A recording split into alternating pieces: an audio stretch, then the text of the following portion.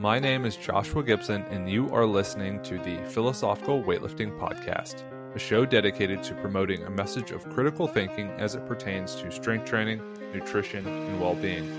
This is done through interviews with experts, high-level athletes, coaches, and people heavily involved in strength sports and athletic development. Pull up a chair, grab a coffee, and let's get on to today's podcast. Hello and welcome to this week's episode of the Philosophical Weightlifting Podcast. I am joined today by one of Canada's finest, Rachel Lablanc-Bazinet, and yes, she did help me figure out how to pronounce her last name. Rachel, how's it going? I'm pretty good, thanks. Yeah, and I thought, again, I kind of explained to you before we started recording that this is a great opportunity to kind of move the spotlight around. And, we always have a focus on Team USA, but I figured we would talk to our companions up north, introduce some of Team Canada to my audience, and who better than, one of their best female weightlifters, one of their best weightlifters, kind of period. And with that being said, we talked about it a little bit, but how's your day been so far? How has COVID been treating you? Because I'm always interested in hearing about it from different perspectives. So I had someone in, Asia talk about their experience with COVID. We've had people kind of all around the globe, but for you, how has it been impacting your kind of day-to-day life? Well, at first it was, like no one really knew what was going on, and like we were quite worried, and everything was closed. So they closed the province again in October, and now we're done with COVID. I'm so tired of being stuck at home. At least I'm super lucky that my gym is still open. Since I'm getting ready for the Olympic, we had kind of special treatment, and they kept the gym open for us, so at least I have somewhere to train and get ready for the Olympic. But seriously, it just I feel like it's so depressing. Yeah. And I know that, some athletes are, for example, in school or working full time or whatever, you kind of get a large variation between what they do for work or in their free time or outside of training, and then what they do for training. You're obviously preparing for major weightlifting competitions. Is that something you do full time, or do you have, other businesses or jobs that you work? Well, I am really busy. I do train full time, but I also work full time, and I study in psychology. Wow. So I'm kind of all over the place, but that's I really enjoy it. I just need to be busy all the time. So I'm a nutrition coach, and then I'm finishing my degree in psychology and train full time too. It's kind of funny, though, because that makes sense. If you're willing to dedicate so much of your life to a single pursuit like weightlifting and put so much energy and effort into it, it also seems like you would have the capacity to give a lot of yourself to other things and to handle and juggle all of the demands. So, just out of curiosity, why psychology? What kind of drove you to that field? I well, I really like analyzing people, and I really enjoy understanding why they end up the way they are, where where it goes wrong, and and just helping them out to be happier and feeling better about themselves. Yeah, I mean, I think that's absolutely fascinating, and we'll obviously get into more of your background coming up. It will kind of talk about your athletic background, also maybe kind of what drove you to where you're at now.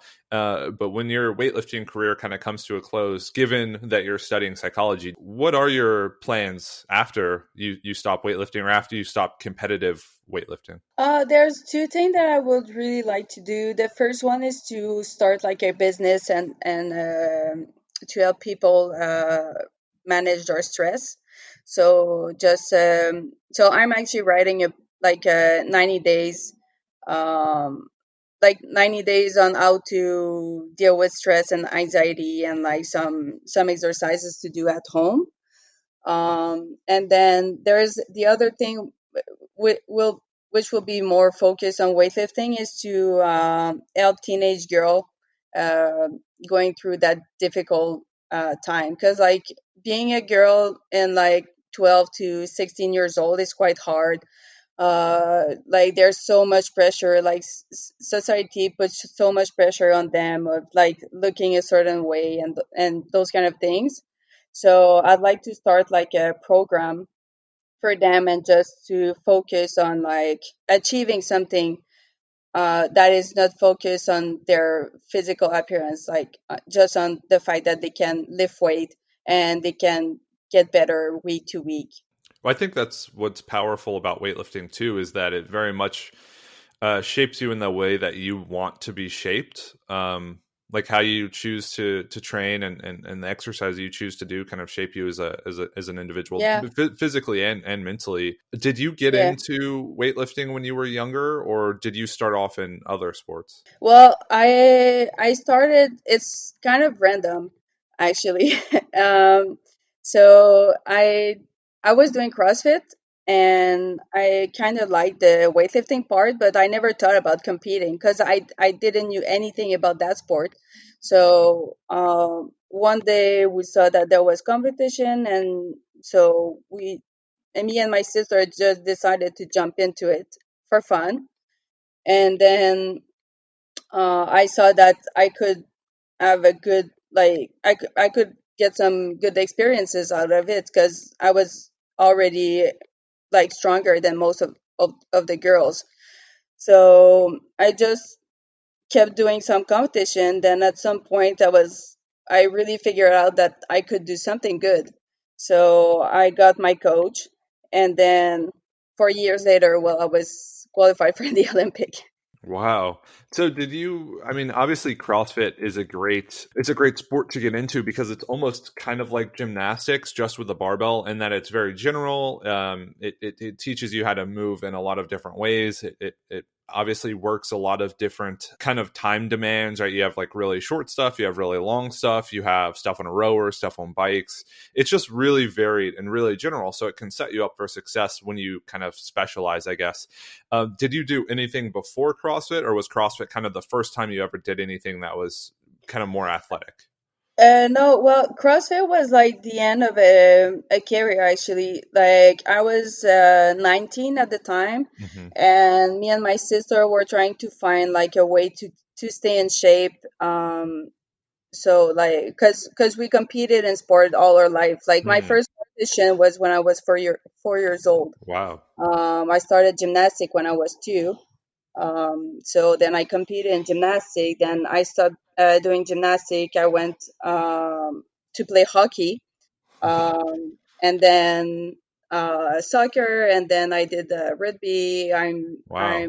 really into snowboard, golf. Like my parents really pushed us to move and to live a healthy lifestyle. When we started CrossFit, because we just stopped like competing in other sports, and we just wanted to move. So we Mhm. discovered that, and then I started to lift a couple years after, because I better like the lifting part than the Mhm. cardio one. And then yeah, here I am. How was that? So obviously with the transition to CrossFit, again, if you were a gymnast, and it's funny because I spoke to an American weightlifter, Danielle Gunnan, and she started gymnastics. I think she said when she was 3, and then we spoke to Maud and Maud Sharon, and she started when she was very young. And you can talk to a lot of the high level weightlifters, and they all seem to start as a gymnast or in gymnastics when they're 2, 3, 4 years old, which is just mind boggling. I probably had like I was probably had my finger in my nose when I was like 3 or 4, and I didn't I had no aspirations or goals or no drive or anything. So it's interesting to hear almost like a life dedicated to athleticism and athletic kind of developing athletic prowess. How did Yeah, all of that, I guess we can get into the more philosophical stuff, like how all of it shaped you as a person, more psychologically, but physically, when you transition to CrossFit, how good were you right away? Because I'm assuming with that type of background, you must have been, pretty high ranking, at least initially. Oh, seriously, I sucked. Like my technique was trash. Like I was quite strong already, considering the technique that I had. But when I started CrossFit, it was way back then when like there was like we just discovered the sport at the same time that it was growing. Like there was no technique. We figured out the thing on our own. So like it was awful. I couldn't squat properly. Like my squatting technique wasn't good. Like I was flexible enough, but it was awful. And really the really my coach did a freaking good job on me, and like just putting so much time to get me better and to shape me into a better athlete. And yeah, I'm super grateful for him. Yeah, it's interesting you say that because I remember I had a conversation with Kevin Simons, Harrison Morris's old coach. He runs Team Alpha Barbell. He's a great guy, and he mentioned that he literally taught himself in his garage by one, reading Greg Everett's book, and two, just watching videos on his laptop of people performing the movements. And now, I mean, I guess we're so blessed with resources and coaches and places to figure out how to improve technique and program and all that stuff. It's crazy how things change so rapidly in CrossFit and weightlifting. It almost seems like a different sport from 5 or 10 years ago. Yeah, it's insane. And the big, I think the huge difference, in my opinion, is the fact that people know like how to stretch and like how to warm up and all of those things. Like I remember when I was doing CrossFit back in the days, like if there was a 400-meter run as a first movement, that was our warm up. Right. Yeah. Well, it's funny to hear that now, going from, having admittedly terrible technique and not knowing anything about training or competing. And then now you're at arguably the highest stage you can be at. So when you transition to weightlifting, maybe you can talk about what that was like, committing to it more full time, because I'm interested to know, like, when you kind of flipped that switch and said, okay, I want to compete on an international platform and I want to take this as far as I possibly can. Yeah, it's kind of I have to go back into my memories, but so I remember in May 2016, after national championship, I asked my coach to coach me, which he agreed on, and which he had no idea where it will go. But like he knew that I was a hard worker and that I had a really like a good work ethic and everything. So he said yes right away. Then in August, I qualified for my first international meet, which was University World. But even at that time, I wasn't thinking about training for the Olympic or anything. I just saw like the opportunity to travel and to have like more experiences and meet people. So it wasn't like I wasn't doing that for like a career or anything like that. So then after that competition, because I used to be 53 kilo, then I screwed up my body with all the diet, so I decided to go up to 58, which I competed in at University World in 2016. Then after that competition, my coach asked me if I was willing to go back down to 53, to take part into the Commonwealth Games. I agreed on. I took on my nutrition coach, which still work with me. So I dropped down to 53 kilo, qualified for the Commonwealth Games in Mhm. 2018, and then I got bronze over there. And then it already started from there. So then after that, there was the weight class changes, which ended up being 55 kilo, which is a perfect body weight for me. Mhm. Then I did like in 2018 at World in Ashgabat, I did a really good competition, and then after that, I was like, okay, like I really have a chance to make it to the Olympic, and I just dedicated all my time to weightlifting. Yeah. So when you got into the sport initially and saw that really quick rise to an international level, did all of your competition and training experience from rugby, from gymnastics, did all of that other stuff really help you handle the pressure or the platform of being, with the bright lights on so quickly? Or was it something you had to learn to handle and to compete under? No, I think gymnastics really helped me to go through that. Like, I'm really good at managing my stress. I'm really good on a platform. I love pressure. I do perform under pressure. Like,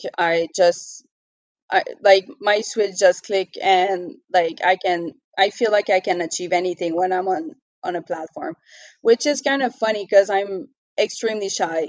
So like it just doesn't make sense, like being in front of people and performing my best when you know that I'm quite shy and like that I don't like to be the center of attention. But yeah, gymnastics definitely helped me to go through that. Yeah, and well, you talked about having the kind of weight class struggles, at least initially. What were some of the, if you so easily were able to compete and perform at a high level? What were some of the struggles you had, at least initially, and maybe still have in the sport of weightlifting? Do you have anything that really stands out, or is it more so just you just train and you kind of improve incrementally over time, and a lot of it's just chipping away? There's nothing that's really tough about it or really easy. It's just kind of like this baseline amount of work you have to continuously put in to see results. Well, I think weightlifting is really hard. I Mm-hmm. really think it's one of the hardest sport. Like I did a lot of them, and like seriously, weightlifting is hard. Like Hmm. I always ask myself why I'm doing that, like why I choose that. But Hmm. um, yeah, like training is hard. It's just you're so like it's exhausting. Your body hurts, and then you have to do diet um, to to compete and like after but the achievement that you get out of Hmm. it and like you're just so proud when you get a new PR or when you get a really high total and like at the end of the day it's really worth it. What do you think makes it so different that it can be as difficult as it is? Because I think a lot of people who start in weightlifting either come from a CrossFit background, don't come from any athletic background. They just kind of find weightlifting because they stumbled into a gym or they started lifting weights and they thought it looked interesting. So they really don't have context. They can't say, well, I've played football or rugby, or I've played, basketball or baseball, and this is the hardest thing. They mostly can't do that. So what, in your opinion, makes weightlifting so unique as being one of the most difficult sports that you've done? It's like a constant failure, like what I mean is that one day you'll be, I don't know, snatching 90 kilo easily, and like 2 days after you can barely do 70 kilos.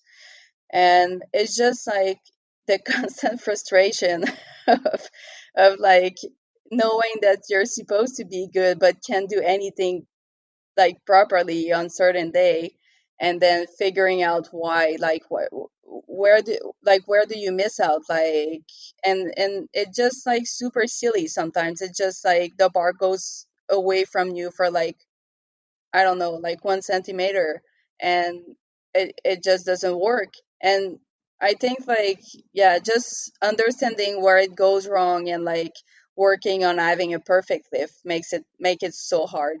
Yeah, and that actually makes sense, right? In rugby, you can kind of be off, but you have other teammates, you have other opportunities. It's like a very dynamic, diverse sport. Even with gymnastics, like I'm not a gymnast, I've never been one, but there's just like enough that it can kind of cover up bad performance. It's not like, when you lift weights, it's so objective. It's like the number is the number and it's what's on the bar. And if you can't do it, it's like, you're not as good as you were the other day. Like you can easily compare Yeah. performances. You can easily match them up and say, this is my personal record. I'm 10% off of that. and that's probably not good, especially in competition. Like, you need to be performing at a high level. Whereas other sports, with a like a scoring system or a rating system or a point system or team sports, it's just, you can kind of get lost in the mix a little bit. There's just more noise. But in weightlifting, like, you are what you are, and that it almost exposes you to that level. So I guess that makes a lot of sense. Yeah, I think like there's that kind of vulnerability Hmm. out there of like, well, you suck at snatching, and that's it. Like there's nothing else. It's not like, well, you miss your snatch, but you look cute, so like you get half of the point. Like no one cares. So yeah, it's really just you against that bar, and like if that day the bar win, then it's super frustrating. But then if the next day you win, then like it's the best feeling ever. So maybe you can kind of talk about your competition experience. So that first university world, or the first competition, international competition, how did that go? Maybe you can talk about your experiences at the Commonwealth Games, medaling, and what it was like to see kind of this slow climb up the ranks to where, now it's normal to have the word Olympics in a conversation when someone's talking to you.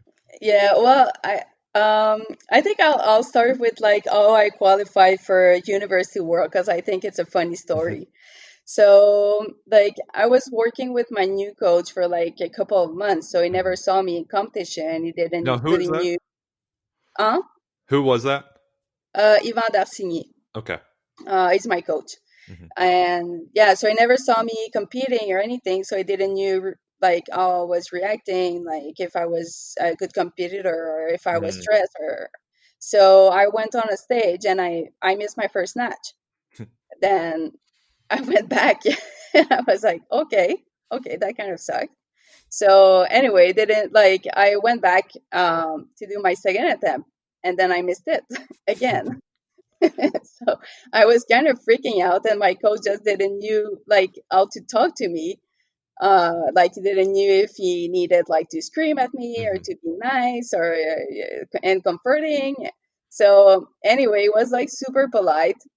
I was like, okay, well, you really need to do it. So I ended up doing it. Like it was super easily if I was just like stressed. Hmm. So I qualified for that competition. I kind of woke up after the snatch and like did a really good clean and jerk session. But yeah, that was the first experience with my new coach, and it was kind of freaking out because he was like, "I don't want to do that every competition. You Hmm. can't almost bump out every competition." So yeah, so that was the first competition with him. It didn't went super well, but anyway, I qualified and like University World was really good. I had no idea what was going on there. I was so lost. There was just too many things going on. So like I didn't really think about anything. I just listened to my coach. He told me what to do. He decided all my bars, and I did my best performance at that time. So yeah, that was super good experience, and when you do such a good competition, you just want to keep going. Looking back on that and thinking about the experience, I'm sure there are a lot of people listening, and granted, they're not, a lot of people won't make it to that level, but everyone who is listening and competes or has competed or wants to compete will have their first competition. Maybe it's local, maybe it's national, maybe it's like regional, maybe it's international, who knows. But um kind of looking at what you've learned from that, what kind of advice would you give to someone who's, starting out in their first high pressure situation? Well, that I always say to just have fun. You Mhm. don't need to put pressure on yourself. Um, if it's your first meet, and even if it's your 21, y- you just need to have fun. If you don't have fun, it's not worth Mm, it. yeah, that's very straight to the point, very true, right? Now, from that competition, you continued to train and continued to make progress. So, what was the next time you appeared on an international platform, and how was that experience different from the first? After that, it was Pan Am in Miami in 2017, uh, which I had to do to qualify for my first world championship. Hmm. So I did. Oh, I almost bummed out at that competition too, actually. So I missed my first. So I was in the back. I missed my last snatch in the back, my last warm up.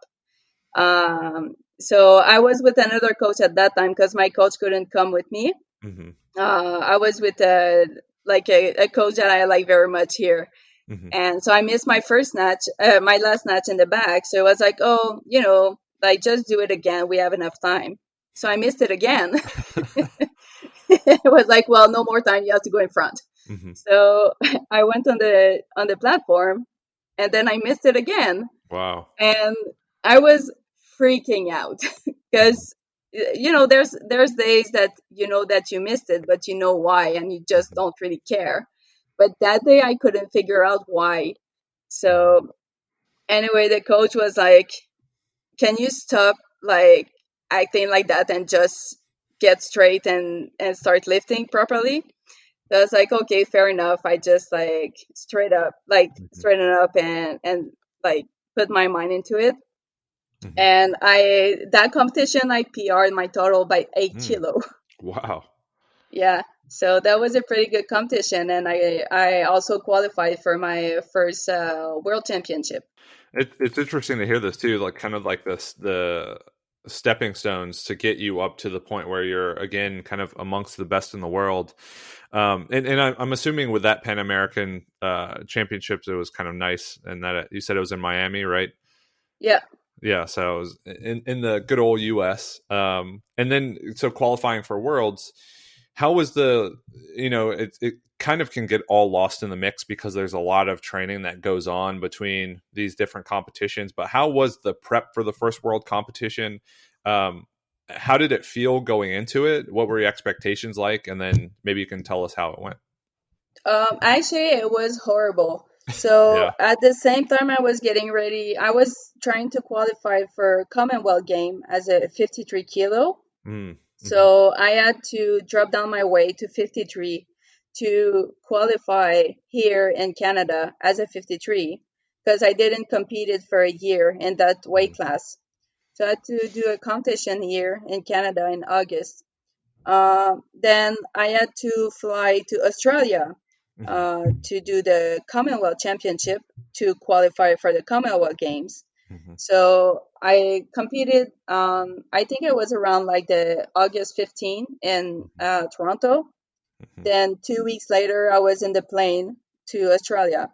Hmm. Uh, so where I competed, then I flew back 5 days after I flew back home because I needed to get ready for Worlds, uh, which was happening. I think it was like in November, around Hmm. November. So by the time that I was getting ready for Worlds, my body was completely like shut. Like I was just tired. I like my like I was injured. And my nervous system was off. Hmm. So my first World was a really bad experience. I didn't want it to compete. I didn't want it to be there. I was just too tired, and it went awful. Obviously, like it was one of my worst total ever. I mean, how did you, as someone who studies psychology, kind of understand the mind a little bit better than most, but how did you kind of cope or handle, a situation like that where it's, the second biggest stage you can possibly ever reach, performance or your training isn't really predictable. You don't know what could happen. So to go out and execute like that, how did it feel? And, how did you end up handling it? Well, I always work on like I always assess what I can control and what is out of my control. And on that, like for that competition, it was just completely out of my control. Like I had to qualify for the like bigger competition, and I Hmm. was just tired.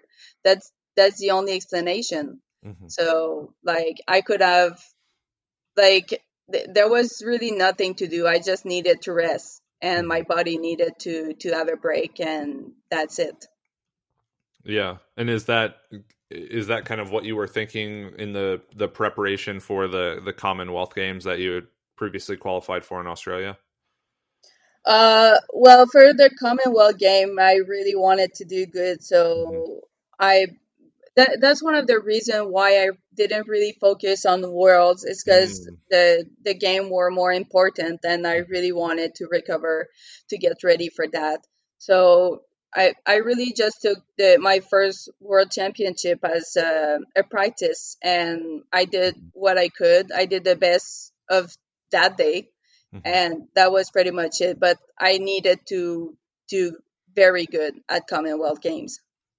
Yeah, and then you end up doing that. Yeah, so what? I guess it's interesting too because this is such a polarized situation where you have worlds and arguably one of the worst performances, and then the Commonwealth Games where you know end up having one of the best. So what was that like? Looking at those two kind of back to back, and then realizing that on one of the biggest stages against some of the best competition you can perform and hang with the best. Well, I really, really trained hard, and after Worlds, it was really the when I started to be more serious about my weightlifting training. Hmm. I got a nutrition coach, and I started to really focus on my recovery, and I got uh, my my my preparation coach, which Hmm. helped me with like stretches and like activation and rehab. And I was really ready to do the best for Commonwealth Games. So I really put all my energy in there, and yeah, I ended up doing such a great competition. Kind of from that point on, because we're like working our way up to kind of present day where we're, you're training and preparing for, um, one of the biggest stages. After the Commonwealth Games, what was the next major competition that you competed in? Did your performance kind of see that steady increase where you're just getting a little bit better every single time? Um, were there any major changes or major events that kind of took place between then? Yeah, so after Commonwealth Games, the weight class changes. Hmm. So I was up to 55, Hmm. and then the following competition was World Championship in Ashgabat in Hmm. 2018. Yeah. And so I used to train when I was 53 kilo. I was training, my body weight in training was around 55. Hmm. So I knew what I was able to do at that weight. So I knew that I would do good at that body weight, and I just started to focus on that because now I didn't have diet to do. I didn't have to starve myself before competing. Mm. Like that was a game changer. And in Ashgabat, I did a 10. I increased my total by 10 kilo from the Commonwealth Games. Mm, wow. So at Commonwealth, I did 181, and in Ashgabat, I did 191. Yeah. Well, that's something definitely to be proud of. What was the total difference from the first World Champions to the second World Championships? I think I did, if I remember properly, I did something around like 78 101 in 2017. Hmm. Okay. So yeah, so like what, 179 ish Yeah. Hmm. Pretty big versus difference. Yeah. 191. Yeah. And what was so and as someone who's never been on that level, is it the concept that you think about these competitions individually? So at every world championships, if my total changes, that's improvement, or is it every international competition? Is it just every competition in general? Like what's the mindset to keep one positive about progress, but two also keep the context of the platform at a world is completely different from the platform at a local competition, so those should be handled differently and kind of like stored away differently. It depends. So for the total and progress, right now my best total is at 201 kilo. So for now, if I hit that again, or if I'm around like 199, 200, I'm really happy with that, because those are starting to be quite high numbers. But in terms of like regional competition or international meet, it will really depend on like um, the purpose of the competition. So sometimes we will do like provincial, but it will be to qualify for worlds, or it will be to get our funding, or like whatever, like huge impact. So I will treat it the same if I was in an international competition. But if there's nothing, I'll just have fun. I'll just do it to have fun. And that's kind of, as you said, just having fun is kind of the mindset, that just staying positive and I think helping to, execute on a stage like that. So after Turkmenistan, I know you competed in the Las Vegas International Open. I think, was that kind of just like a train through meet? There wasn't like a big peak for that. It was just kind of, kind of Well, uh, I did that competition to get because we have to do six Mhm, competition for the Olympic qualifying mhm, process. right. So it was for that, and it was one of the most boring competition that I did in a very long time. Like the stage and everything, it was great, but there was like the level wasn't high enough, Hmm. and I just didn't add anybody to compete against. So Hmm. it kind of screwed up uh my meet, Hmm. because like after my first attempt I was winning by I don't know how much. I just like it's kind of weird to just be in an international meet Hmm. and don't have anybody to challenge you. Right.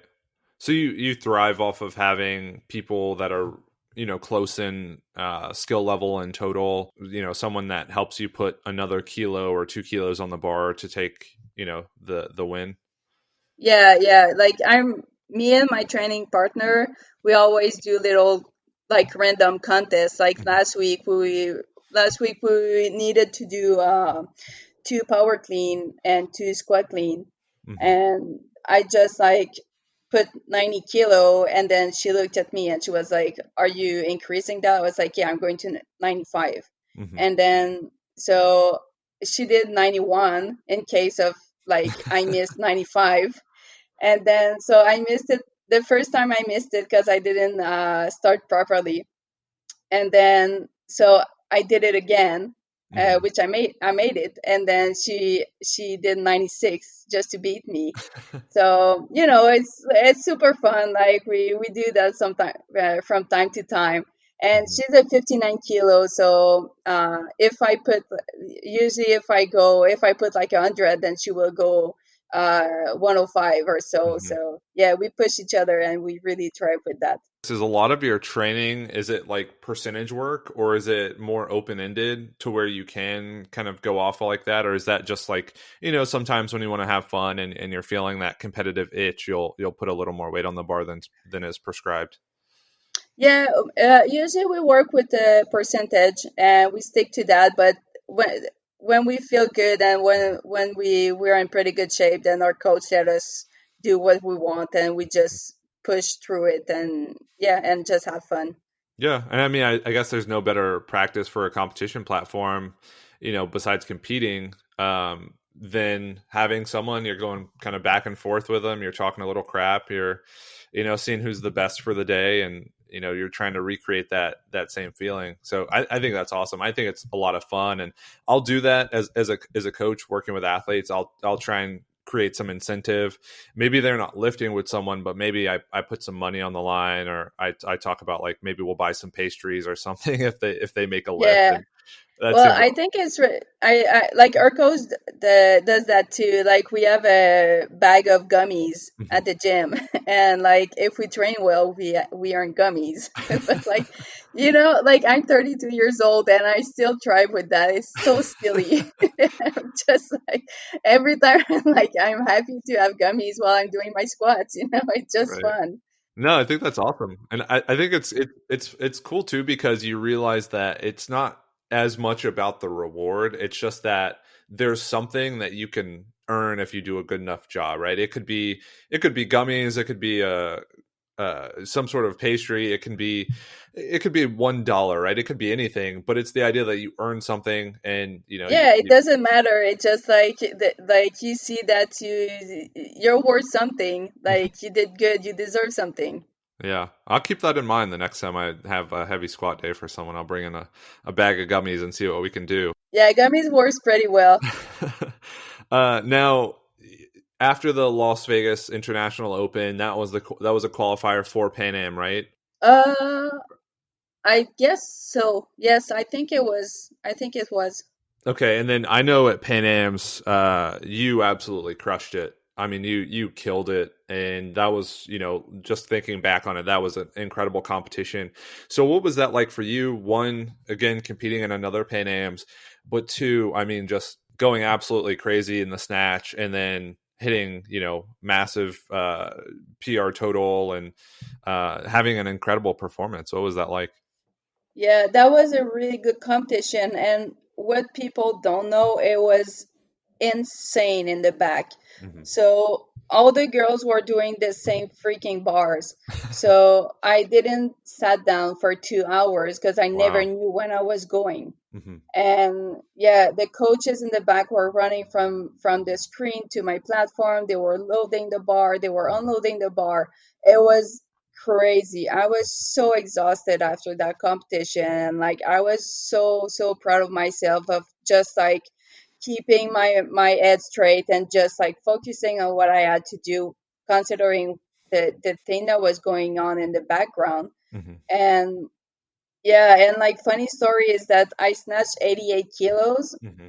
but I wanted to do 89 to break the Canadian record, Hmm. but my coach didn't let me do it because he just wanted me to have like more points and Hmm. be sure to have it. And like I wasn't mad, but I was kind of upset because my 88 was so easy and I knew that I could do like 89 or 90. But my like it wasn't a really important competition and he Hmm. just like wanted me to have a good one and just push through it and like I did really good. I did 88 one white on that competition.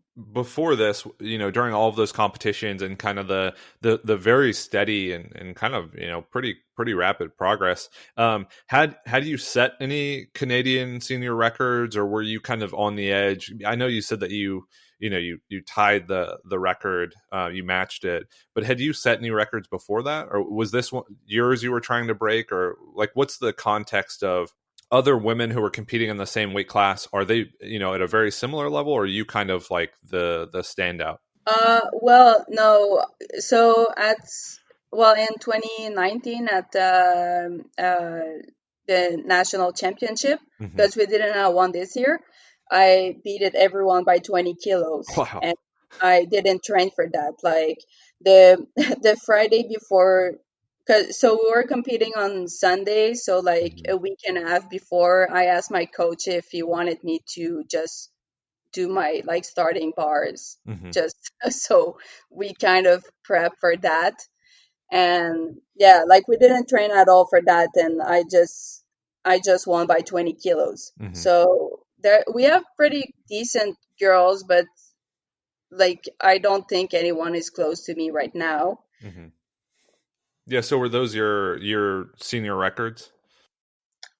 Yeah, so I broke the senior record in Thailand at the World in 2019. So I started at 86. So my first attempt in the snatch was 86. Then I went up to 89.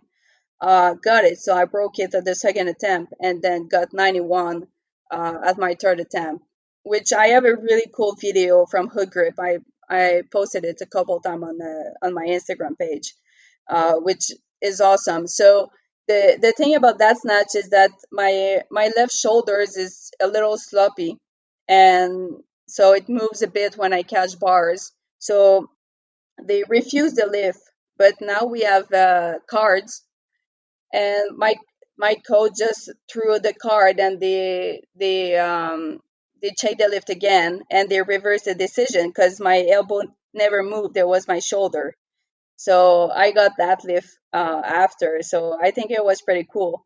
And so that was the first time that I was breaking the record. So now it's at 91 kilo. And then in the same session, I did 110 kilo at the clean and jerk, which gave me the record for the total at 201. So that's just, that's crazy because it's just steady progress. Every single competition, you're getting up near your best total. I mean, and like the meet, for example, you said the national meet, you said you trained through, you were 1 kilo off your best total at that time. Um, every time you step on a competition platform, it seems like a record's going to fall, and it's just consistent. What do you chalk that up to? Is it just, always showing up to training, always putting in, as much effort as you can, always attending to the details? Like, what's allowed you to just continue to chip away at these totals and uh, record lifts? Um, well, I think I have a really good work ethic. Hmm. It's just when I focus on something, like I just can't take my mind off of it. So I always train with a purpose, like Mm. if I'm training for a competition, then I know what I'm going to do at that meet. So I'll choose some bars that I'm going to do, and then I just know. Hmm. It's kind of weird to say out loud, but I really just know. So I'll know that my first attempt will be this way, then the second one will be this way, then the third one will be this. So I like to do it this way because I really know what I'm going to do. Yeah. Is there any, and I feel like this could be a tricky question, but people who struggle to find that consistency or struggle to find, that ability to kind of dig deep and work hard, something that you, Rachel, kind of find is innate and is natural, and you just tend to want to work and kind of grind away at the competition total, knowing that you have meets coming up. Is there any advice you'd give to someone who's, wanting to find that, wanting to develop it, um, and maybe Well, I struggled don't with it? think I think like I struggle. It's hard. Yeah, Like yeah. it's just that I It's like like I conscious just effort, right? yeah, like I would love to just hang out at home and watch TV and binge eat and not do my squat because it hurts, or Yeah. like not do my pulls, or just max out every day. Like it's not fun. Nothing is fun. You just have to Mm. do it. And that's what uh I'm friend with Fernando Reyes, and like Hmm. one day he said that to me, and I was like, you're right. And I was telling him how much I hated squatting. I really dislike squatting. It's awful. And he went up to me and it was like, but you just need to do it. You Mm. take the bar, you go down and up and down and up, and that's it. I was like, you're right. You are 100% right. And now it's how I'm doing it. You just have to do it. No one will do it for you. I think I've recorded, like I told you, I've recorded hundreds of podcasts. I don't know if I have a more favorite quote than there's nothing more I'd rather do than to lay on the couch, watch TV, and binge eat instead of training. Well, I but think that's that is true. awesome. Like, people think that, oh, we're like, I don't know, like combat people, are like, no, it sucks. Hmm. It's like it's hard for everyone, but you have to do it. And that, I think, is where you will take the edge, is that Mm. the effort that you want to put in, and like how much you're willing to dedicate your life to it. And yeah, because I would love to just stay on the couch. And I honestly think there's more power in in acknowledging that it's tough and hard and you don't want to do it than there is in trying to dress it up and make it glamorous and say like, no, no one works harder than me, no one out hustles me, I'm committed to the grind. It's almost more worthy to acknowledge how difficult it is and how much of a struggle it is, and that every day is kind of a battle of attrition, right? It's a battle of convincing yourself to do it, convincing yourself to put full effort into it, to be completely in tune with what's going on and to maximize what you get out of it. I think there's more reward in that than there is trying to almost put on a mask or create a facade. Yeah, I like agree with you, and I kind of dislike when people are like, "Oh, I'm a warrior. It's not hard for me," and all of those things. No, that's not true. It's awful. Right. Like, there's nothing fun to wake up super early to get breakfast, to go train, then come back home, then work, and then at the end of the day go back to the gym and train again, and then at Yeah. night you have to work again, because you have like 5 hours of training in your day, and like you need to get some money somewhere, Hmm. and Hmm. then I have to stretch, and I have to track my food, and like it's really hard. And I like when people say it, so like when there's other athletes who wants to go up there, then they know that they will have to fight for it. They will have to put the effort, and they will not be discouraged because they thought that it will be easy. Yeah, it's kind of that idea of like, don't ask for what you. It's like, don't, if you won't work for something, don't be disappointed when you don't get it. And I feel like that kind of resonates because a lot of people wonder, like, maybe they're inconsistent with their training, maybe they don't show up, maybe they don't really try as hard as they could, and then they're wondering why they're not making progress. And it's really, to your point, it's really difficult to train 5 hours a day and then to wake up and know you have to train 5 hours and then to go to sleep and know you have to wake up and train five. Like, it's this vicious cycle of knowing that the next day is going to be as hard as the last day in some capacity, and it's almost never ending until you kind of hang it up. But even then, right, you find different avenues. You continue with your education, you continue with your work life, you find ways to just funnel that work to a different priority. And that's what's difficult about it, but it's also the most rewarding thing, knowing that if you just kind of, I hate to say grind, but if you kind of chip away long enough and you just embrace the work, like, you end up in a pretty good spot. And I think you're a good representation of that. I mean, you started in athletics when you were young, very, very young, and it's just kind of been like never letting up, and now you're, one of the best in the world, the best in Canada, and Yeah. like, the work represents that. It's nothing else. Yeah, and I think at some point it's like it's still hard, but at some point it's just part of your life, you Hmm. know. Every morning I have to wake up because I have to start working because I Hmm. have training at 8 or 9, and then I go to the gym, and then I do what I have to do, and then I come back. So at some point yes, it's still hard, and it's still like I still have to put the energy and the effort in, but it now it's just part of my life, and I deal with it. Yeah, and then it's almost odd when you aren't doing that. It's almost weird when you're not, in the gym straining against a heavy weight or pushing yourself. Something feels off. Yeah, exactly. And yeah, and every time there's days like else that I just want to skip like 1 or 2 sets, or not put the weight that I should, because it's I'm tired. And even just thinking about it, I'm like, no, like I'm Hmm. not screwing up a training because it's silly. Like I'll be disappointed at me after. Yeah, and that's more the idea, right? It's you could, like, I could go in today, if I have squats today, right? I could go in and say, okay, I'm not going to do the last set, and maybe it doesn't impact me today, maybe it doesn't impact me tomorrow or next week. But as soon as you let those things go, as soon as you let yourself kind of slip away from just getting all of the work done as it should be done, you kind of relax your expectations.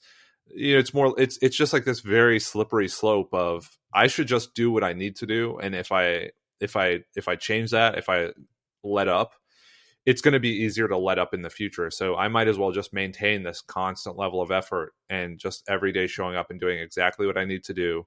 Sometimes more, maybe sometimes less if it's really needed, but having the expectation that the work has to get done. I think that's like a really important concept. Yeah, I agree with you. Like, what's the point of doing your old training but not finishing that last set, Right. right? Right. Like, why did you do all of that if you're not finishing it?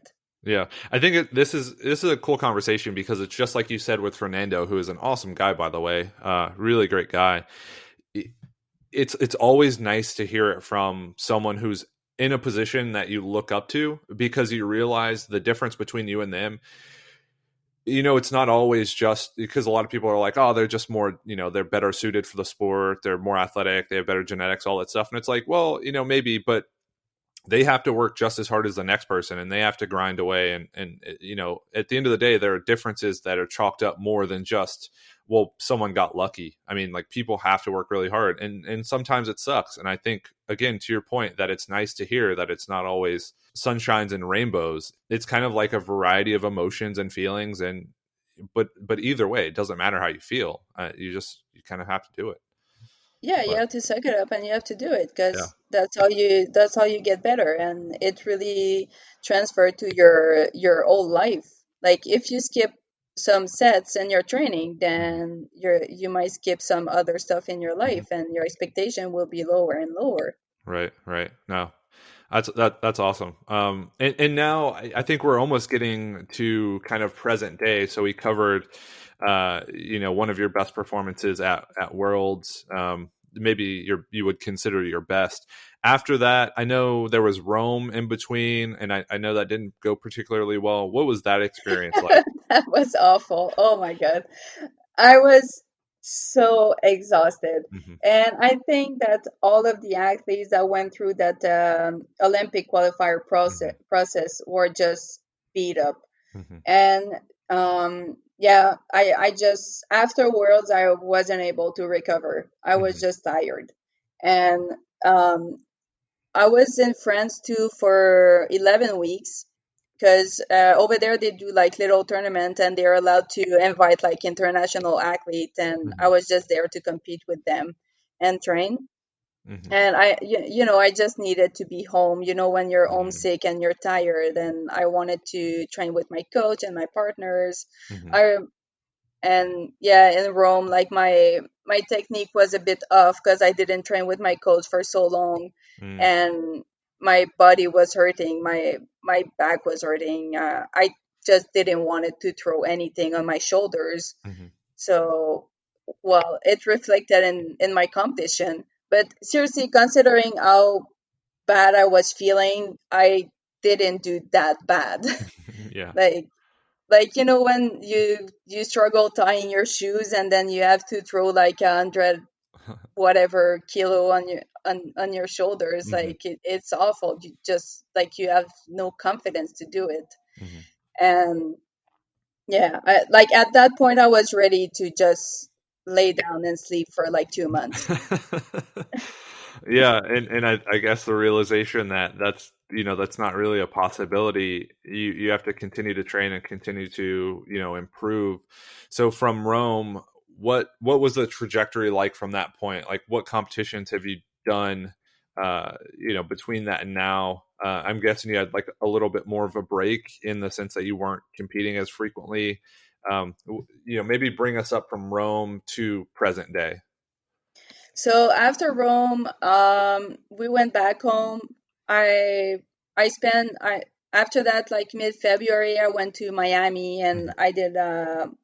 I trained with Fernando Hmm. for a week. Then I was getting ready for Pan Am, Hmm. and then yeah, we were getting ready for Pan Am. Then everything got shut down mid-March, and seriously, me and my training partner were hoping that Pan Am got canceled Hmm. because we just didn't want it to compete. We Hmm. were tired. We couldn't take anything on us anymore. And we were seeing like European getting canceled, Hmm. Asian, and we were like, oh, like I really hope we're not competing at Pan Am's. Hmm. And I think it sounds super bad, but seriously, we were exhausted. Hmm. Um, so we were still training pretty hard, like really hoping that it got canceled, but we were getting ready if it weren't. Hmm. So obviously it got canceled, and it was such a relief. Hmm. And from there, we just started to recover and get back to like our regular health and everything. So trying to fix some injuries, trying to get our metabolism back, Hmm. and yeah, we didn't compete it since then. So it's almost a year now since I competed. Hmm. Yeah, so you haven't done any of the like online competitions? No. We Okay. didn't do anything because our coach, well, he didn't mind if we wanted to do it, but he better liked us to just recover and Mhm. get ready for like the competition that counts. Yeah. And I know provincials is coming up. Are you doing that? We don't have provincial here in Quebec. They Okay. canceled it. Oh, Yeah, okay. Okay. so I think there's like in the like Alberta and other Gotcha. provinces, but we don't have that here because I don't know, they just canceled it. Okay. Yeah. Sorry for my ignorance on that. I kind of, unknown in the like Canadian weightlifting system. What's going on? So, what's the plan heading forward? Obviously, and how have you felt kind of along this roller coaster from 2016 on? Everyone who trains at this level, it's to be the best, that you can be, right? It's to reach the highest level that you can reach. It's to kind of just fulfill your potential as an athlete. So from 2016 to 20, well, now 2021, given the circumstances, knowing that the Olympics would be a possibility, was that always in the back of your mind? Was that always something that was kind of fueling the fire? No, so I remember I was one of my friend is Marie-Ève Beauchemin-Nadeau, which competed in 2012 and 2016 Olympic. And she was coming to my because I used to own a CrossFit gym, which I sold in 2019. So she used to come train with me at the CrossFit gym from time to time, and she was getting ready for 2016 for Rio. And I was looking up to her, and I was thinking like how high her level of like athletics was, and that was like really impressive for me. And like, yeah, I never ever thought that I would ever go to the Olympic.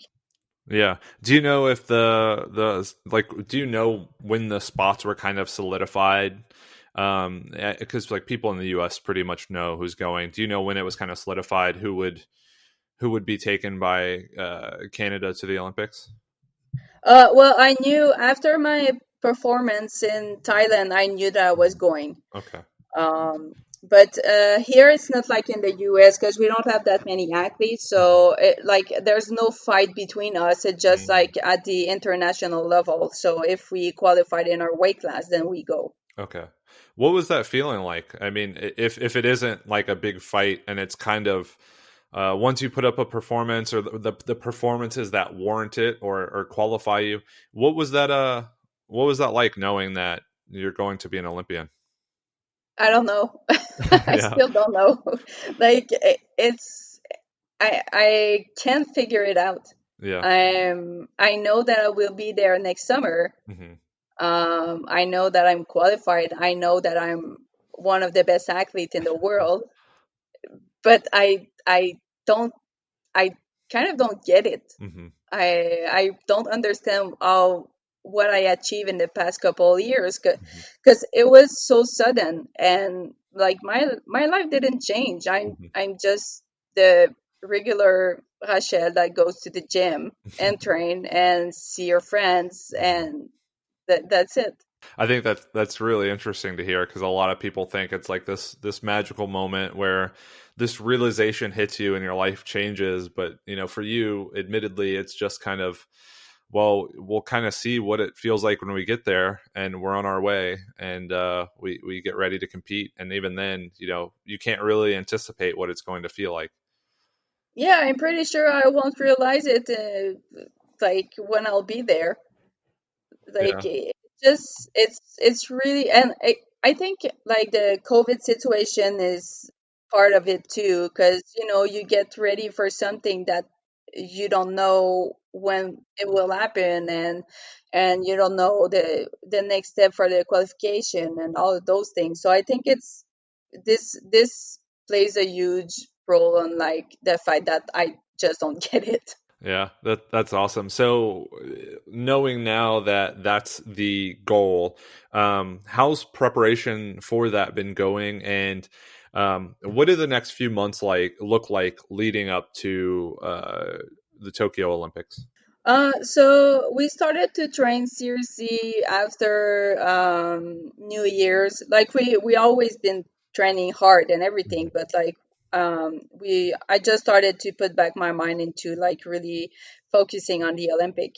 Hmm. Um, so we're trying to fix some technical issues Hmm.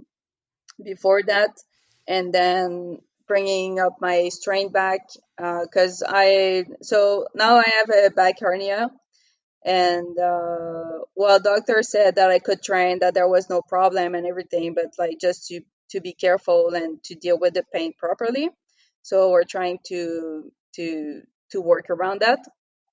And so next competition, we hope to go to Cali, Colombia, mid-March, and then Pan Am in April, just so we can be on like international stage before the Olympic. And then is that really as far as you're looking ahead? Have you given any thoughts to and I don't want to put you on the spot, but have you given any thoughts to, okay, after Tokyo there's a continued plan to compete and see if we can get 2024, or like how long have you mapped, like what's the amount of time you've mapped out, I guess your future kind of heading forward?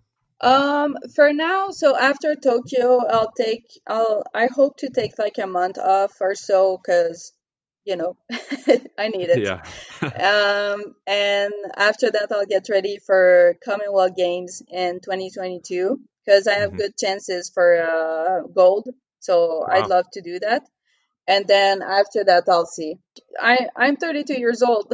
Like Hmm. my body, I don't know how much longer my body can do that. I think I mean, that this has been a fantastic conversation, and it's very surprising how quickly the time passes. I mean, we've already been going for like an hour and 7 minutes, which blows my mind because I feel like we just started recording and talking about your start in athletics, but now we've kind of wrapped up with what your plans are after Tokyo. For people who are interested in keeping up to speed with your training, your nutrition coaching, possibly whatever happens after you get your degree, where can they follow you to keep up with all of that stuff, and if they want to get in touch with you? They can follow me on Instagram, Hmm. and just like DM me whenever Hmm. they want information. So it's my name, it's my full name. So Hmm. Rachel Leblanc-Bazinet. Okay. Yeah, sorry, when you say it like that I feel like I just butcher it every time I say it, and I It's feel kind fine. of bad, but I like the um effort that you put in. okay, well, thank you. I appreciate that. So, yeah, everyone, please go follow her. And I mean, puts up awesome training, very strong. I mean, the best in Canada in her weight class. So obviously, and soon to be, an Olympian. So keep up to speed with her. You can follow me at Josh_PhilWL. That's PHILWL on Instagram. You can find me wherever else. Leave a review if you enjoyed the show. Let us know if you have any questions. Reach out to either one of us, and we will catch you guys next week on another episode of the Philosophical Weightlifting Podcast.